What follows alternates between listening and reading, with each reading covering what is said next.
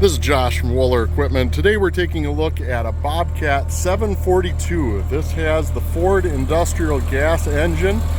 As you can hear, it purrs like a kitten. This engine was overhauled professionally about 200 hours ago. There is only a couple thousand hours on this machine.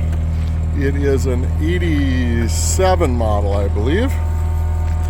We've got our universal skid loader quick attach, auxiliary hydraulics, standard hand and foot controls, does need a seat, but otherwise pretty nice running little machine. 1,300 pound operating capacity and about 40 horsepower on the engine, I believe.